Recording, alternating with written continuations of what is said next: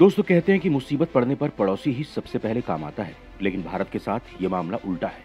उसके दो पड़ोसी देश चीन और पाकिस्तान ही उसके लिए सबसे बड़ी मुसीबत है। ये दोनों ही भारत के कट्टर दुश्मन हैं। दोनों ही देशों के साथ भारत का युद्ध भी कर चुका है, जिसमें पाकिस्तान तो कई बार भारत के हाथों मात खा चुका है। लेकिन साल 1962 में जब चीन का भारत से मुकाबला हुआ, तब भारत को हार का मुंह देखना पड़ गया था। इस हार के बाद भारत ने भविष्य में अपनी सुरक्षा के लिए और चीन की नीयत को देखते हुए अपने रक्षा क्षेत्र को मजबूत बनाने के लिए कदम उठाना शुरू कर दिया। आज भारत की सेना दुनिया की 10 शक्तिशाली सेनाओं में से मानी जाती है। इससे दुश्मन भी कतरा जाते हैं। इतना ही नहीं, अब भारत अपने मेक इन इंडिया मिशन को लेकर अपनी सैन्य ताकत और भी ज्यादा मजबूत करने में लगा हुआ है, ताकि चीन और पाकिस्तान जैसे दुश्मन उसकी तरफ हमला करना तो दूर, वो देश की सीमा की तरफ आंख उठाने से भी डरे।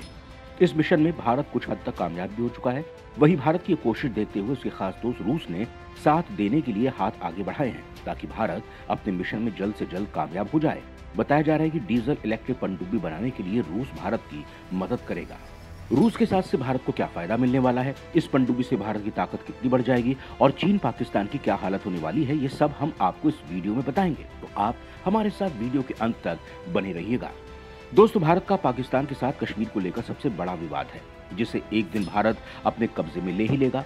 लेकिन यहाँ भारत के लिए बड़ी परेशानी चीन है, क्योंकि चीन भारत की सीमावर्ती इलाकों पर तो कब्जा कर ही रहा है, साथ ही हिंद महासागर में चीन अपनी मौजूदगी बढ़ाता ही जा रहा है, जिससे भारत जमीनी और समुद्री सीमा दोनों तरफ से घिरने की स्थिति में आ गया है। चीन की बढ़ती इस मनमानी को रोकने के लिए भारत अपने रक्षा क्षेत्र को मजबूत बनाने में लगा हुआ है। भारतीय थल सेना और वायुसेना में आज एक से एक खतरनाक हथियार शामिल हैं। हाइपरसोनिक मिसाइल, ब्रह्मोस, तेजस लड़ाकू विमान, राफेल जैसे लड़ाकू विमान आज इनकी सबसे बड़ी ताकत हैं। वहीं नौसेना की बात करें तो भारतीय नौसेना की ताकत कहलाने वाली पनडुब्बी भी भारत की समंदर में ताकत बढ़ा रही हैं। दोस्तों, भारत वैसे तो हथियारों के मामले में आए तक रहा है। वो रूस, अमेरिका, जापान, इजराइल से हथियार खरीदता है, लेकिन अब वो स्वदेशी हथियारों पर ज्यादा ध्यान दे रहा है, ताकि हथियारों को लेकर उसकी दूसरे देशों पर निर्भरता कम हो। इसकी कड़ी उसके रक्षा क्षेत्र में सबसे बड़े साझेदार रूस ने कई मौकों पर भारत के साथ हाथ मिलाया है। अब भारतीय नौसेना रूस के साथ अपनी एक पुरानी परियोजना पर गहराई से काम कर रही है, जो भारतीय समुद्री सुरक्षा के लिए बहुत इंपॉर्टेंट है। दोस्तों, भारत ने हाल ही में रक्षा क्षेत्र में अन्य देशों के साथ संबंध बढ़ाने के साथ साथ अपनी सैन्य शक्ति दिखाने के लिए एरो इंडिया शो की मेजबानी की है। इस शो में सबसे बड़ी बात यह है कि भारत के साथ रक्षा व्यापार बढ़ाने के लिए संयुक्त राज्य अमेरिका और रूस दोनों देशों ने ही अपनी उत्सुकता दिखाई है। इस दौरान सैन्य तकनीकी सहयोग के लिए रूसी संघीय सेवा के उप निदेशक व्लादिमीर ट्रोजझोव ने कंबाइंड फॉर्म से डीजल पनडुब्बी डेवलप करने की पेशकश की है, जो भारत के लिए बहुत ही इंपॉर्टेंट है। इसके जरिए भारत चीन को समुद्र में कड़ी मात दे सकता है। लेकिन इसकी इंपॉर्टेंसी का दूसरा पॉइंट ये भी है कि इससे पहले रूस ने भारत की महत्वाकांक्षी डीजल पनडुब्बी परियोजनाओं P-75 और P-75I में बोली लगाने से इनकार कर दिया था, और अब वो भारत के साथ इस पर काम करना चाहता है। दोस्तों, रूस ने प्रोजेक्ट 75 के लिए पहले क्यों इनकार कर दिया था और अब वो इसके लिए क्यों तैयार है, इसके बारे में हम आपको पूरी डिटेल से बताएंगे। लेकिन इससे पहले प्रोजेक्ट 75 के बारे में जान लेते हैं कि आखिर ये है क्या है प्रोजेक्ट 75 भारत। दोस्तों, समुद्र में भारत को शक्तिशाली बनाने और दुश्मन की किसी भी हिमाकत का बिना देरी मुंहतोड़ जवाब देने के लिए सरकार ने नौसेना को मजबूती देने के लिए प्रोजेक्ट 75 भारत की शुरुआत की थी। इसके तहत साल 1997 में रक्षा मंत्रालय ने 24 सबमरीन खरीदने की योजना को मंजूरी दी थी। इसे लेकर साल 1998 में भारत ने फ्रांसीसी कंपनी DCNS से 4 स्कॉर्पियन क्लास अटैक सबमरीन की खरीद के लिए सौदेबाजी शुरू की। लेकिन फिर भारत पाकिस्तान के बीच करगिल युद्ध छिड़ गया।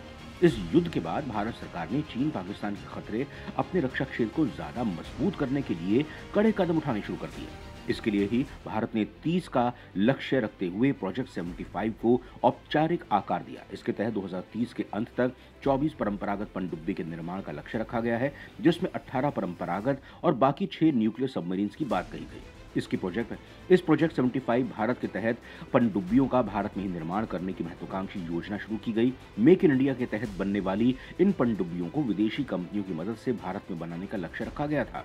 दोस्तों, अगर वर्तमान की बात करें तो प्रोजेक्ट 75 भारत में फिलहाल दक्षिण कोरियाई कंपनी ही एकमात्र बिडर है। दूसरे देशों ने भारत के इस प्रोजेक्ट में ज्यादा इंटरेस्ट नहीं लिया, जिसके बाद ये माना गया कि भारत में इस परियोजना को रोक दिया गया था।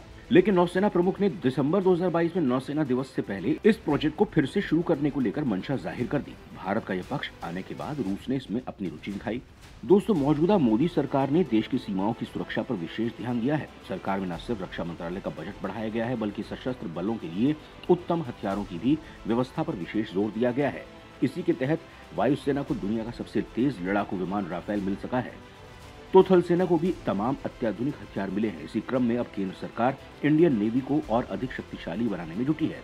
यहाँ आपको बता दें कि फिलहाल भारत के पास करीब 15 परंपरागत पनडुब्बी में, जिनमें से सिर्फ 7 ही अभी काम कर रही हैं। इसके अलावा एक परमाणु पनडुब्बी INS अरिहंत है। भारत के पास जो परंपरागत पनडुब्बियां हैं उनमें 6 पुरानी Russian kilo class, 4 German HDW और 4 नई स्कॉर्पियन क्लास पनडुब्बियां हैं। वहीं प्रोजेक्ट 75 भारत के तहत निर्मित 4 पनडुब्बियां INS कलवरी, INS खंडेरी और INS करंग और INS वेला, INS वागीर पहले ही भारतीय नौसेना में शामिल हो चुकी है। वैसे तो समंदर में भारत के सामरिक हितों को देखते हुए नौसेना के लिए और पनडुब्बियों की जरूरत थी। इसी के लिए 30 साल का लंबा प्लान बनाया गया था, जिसे 2030 में पूरा होना है। वक्त के साथ प्रोजेक्ट में ढेर सारे बदलाव हुए और जनवरी 2019 में निर्मला सीतारमण की अध्यक्षता वाले डिफेंस एग्जीबिशन काउंसिल ने प्रोजेक्ट 75 भारत को अंतिम मंजूरी दी थी। दोस्तों, अब रूस ने भारत की ताकत को ज्यादा मजबूत करने के लिए उसके साथ देने की बात कही है। लेकिन पहले जब उसने प्रोजेक्ट 75 में रुचि नहीं दिखाई थी, तो ये उसके लिए काफी हताशा भरी बात थी। तब इस प्रोडक्ट के तहत 6 एडवांस पनडुब्बियों का निर्माण होना था। इतना ही नहीं, रूस के मना करने के साथ साथ उस समय 6 दावेदार देशों में से 3 देश फ्रांस, रूस और स्पेन ने भी इस समझौते से पीछे हट गए थे। लेकिन अब रूस ने भारत के साथ संयुक्त रूप से रूसी अमूरन 1650 पनडुब्बी पर आधारित एक गैर परमाणु पनडुब्बी विकसित करने की पेशकश की है। अब रूस का कहना है कि इस प्रोजेक्ट के जरिए डीजल पनडुब्बी 80-20 फॉर्मूले पर डेवलप की जाएगी, यानी इसमें 80% लोकलाइजेशन होगा और 20% उसका होगा। रूसी अधिकारियों ने इसके साथ ही ये भी कहा कि रूस डिजाइनिंग से लेकर प्रोडक्शन तक लोकलाइजेशन को ध्यान में रखेगा और दोनों देशों की सरकारों के बीच हुए अंतर सरकारी समझौते के तहत होगा।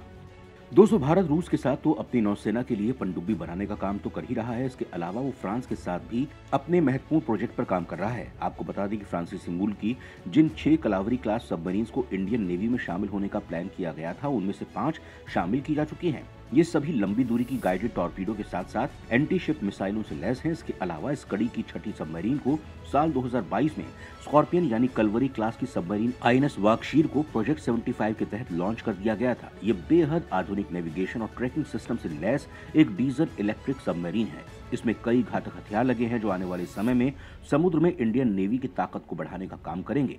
1 साल तक INS वागशीर का समुद्री परीक्षण होगा और सब कुछ सही रहने पर इसे इंडियन नेवी में कमीशन कर दिया जाएगा। समुद्र में शांति से चलने वाली सबमरीन को साइलेंट किलर भी कहा जाता है। इसके साथ ही नेवी को 6000 टन की परमाणु पनडुब्बी INS अरिघाट मिलने वाली है। इसके साथ ही 7000 टन की 2 परमाणु पनडुब्बियों का निर्माण चल रहा है। इसमें से एक का 2021 में जलावतरण किया गया था। फिलहाल भारत के पास सिर्फ एक परमाणु पनडुब्बी है, जिसका नाम है INS अरिहंत। इस पर सिर्फ 750 किलोमीटर की शॉर्ट रेंज वाली K-15 मिसाइलें ही तैनात हैं। दोस्तों, चीनी ड्रैगन तेजी से हिंद महासागर में अपनी मौजूदगी और ताकत को बढ़ा रहा है। उसके पास 50 डीजल इलेक्ट्रिक पनडुब्बी और 10 परमाणु पनडुब्बी हैं। इसके अलावा वो जल्द ही पाकिस्तान को 8 आधुनिक युआन क्लास पनडुब्बियों की सप्लाई करने वाला है। चीन और पाकिस्तान के खतरे को देखते हुए भारत तेजी से रक्षा क्षेत्र में आत्मनिर्भर होने और सेनाओं के आधुनिकीकरण पर काम कर रहा है। भौगोलिक दृष्टि से भी बात करें तो पाएंगे कि भारत का एक बड़ा भूभाग हिंद महासागर से लगता है। इस क्षेत्र में भारत और उसकी नौसेना का दबदबा है। इस क्षेत्र में दबदबा भारत के लिए बहुत ज्यादा जरूरी भी हो जाता है। इसकी महत्ता का अंदाजा आप इसी बात से लगा सकते हैं कि पूरे विश्व का 80% तेल का व्यापार इस क्षेत्र से होकर गुजरता है। इसके अलावा ये इलाका भारत के लिए उसकी रणनीतिक अहमियत के लिए बहुत जरूरी है। ये महासागर दुनिया का एकमात्र महासागर है जिसका नामकरण एक देश के नाम पर हुआ है। ऐसे में यहाँ भारत अपनी मजबूत पकड़ को कम नहीं करना चाहता है। इसीलिए भारतीय नौसेना को यहाँ मजबूत होना बहुत जरूरी हो जाता है।